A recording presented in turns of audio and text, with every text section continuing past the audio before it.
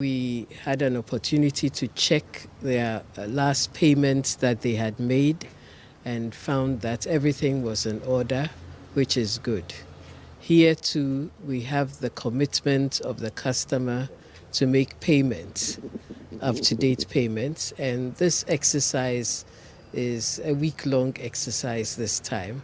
And so we'll be back. Our teams will be back to check that payments have been made. And we actually encourage all customers to make payments when they should. Disconnection is a last option.